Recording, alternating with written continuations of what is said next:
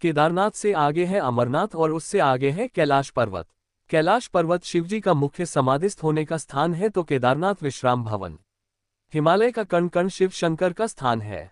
बाबा अमरनाथ को आजकल स्थानीय मुस्लिम लोगों के प्रभाव के कारण बर्फानी बाबा कहा जाता है, जो कि अनुचित है।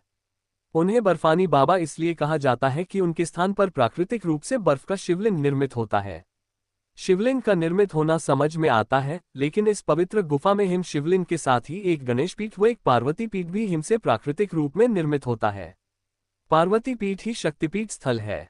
यहाँ माता सती के कंठ का निपात हुआ था। पार्वती पीठ 51 शक्तिपीठों में से एक है। यहाँ माता के अंग तथा अंगभूषण की पूजा होती है। ऐसे बहुत से तीर्थ हैं जहाँ प्राचीन काल में सिर्फ साधु संत ही जाते थे और वहां जाकर वे तपस्या करते थे। लेकिन आजकल यात्रा सुविधाएं सुगम होने के चलते व्यक्ति कैलाश पर्वत और मानसरोवर भी जाने लगा है। ये वे स्थान हैं जो हिंदुओं के लिए सबसे महत्वपूर्ण हैं। अमरनाथ, इस पवित्र गुफा में भगवान शंकर ने भगवती पार्वती को मोक्ष का मार्ग दिखाया था। इस तत्वज्ञान को अमरनाथ के नाम से जाना जाता है, इसीलिए इस स्थान का नाम अमरनाथ पड़ा। ये कथा भगवती पार्वती तथा भगवान शंकर के बीच हुआ संवाद है। यह उसी तरह है जिस तरह कृष्ण और अर्जुन के बीच संवाद हुआ था। अपने माता पिता को प्रणाम करके इन्होंने तपस्या के लिए जंगल की राह ली। यही जगत में सुखदेव मुनि के नाम से प्रसिद्ध हुए। ये दोनों कबूतर भी अमर हो गए। पवित्र युगल कबूतर श्री अमरनाथ की यात्रा के साथ ही कबूतरों की कथा भी जुड़ी हुई है। इस कथा के अनुसार एक समय महादेव संध्या के समय नृत्य कर रहे थे कि भगवान शिव के गण आपस में ईर्ष्या के कारण कुरु कुरु शब्द करने लगे। महादेव ने उनको श्राप दे दिया कि तुम दीर्घकाल तक ये शब्द कुरु कुरु करते रहो। तदुपरांत वे रुद्ररूपी गण उसी समय कबूतर हो गए और वहीं उनका स्थायी निवास हो गया। माना जाता है कि यात्रा के दौरान पावन अमरनाथ गुफा में इन्हीं दोनों कबूतरों के भी दर्शन होते हैं।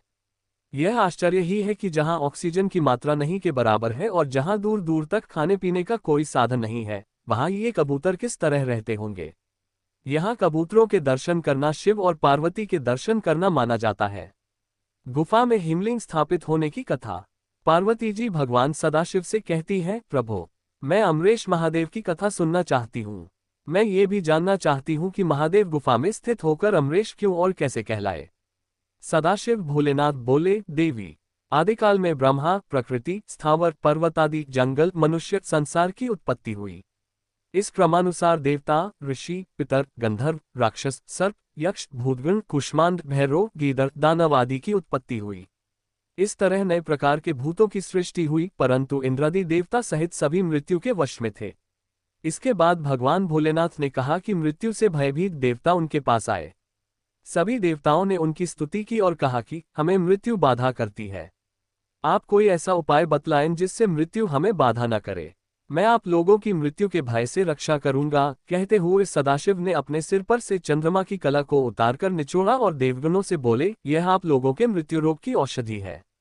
उस चंद्रकला के निचोड़ने से पवित्र अमृत की धारा बह निकली और वही धारा बाद में अमरावती नदी के नाम से विख्यात हुई। चंद्रकला को निचोड़ते समय भगवान सदाशिव के शरीर पर जो अमृत बिंदु गिरे वे सूख गए और पृथ्वी पर गिर पड़े। पावन गुफा में जो भस्म है वे इसी अमृत बिंदु के कण हैं जो पृथ्वी पर गिरे थे। सदाशिव भगवान देवताओं पर प्रेम न्योछावर करते समय स्वयं द्रवीभूत हो गए।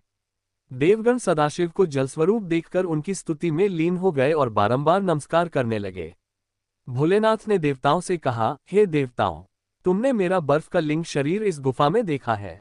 इस कारण मेरी कृपा से आप लोगों को मृत्यु का भय नहीं रहेगा।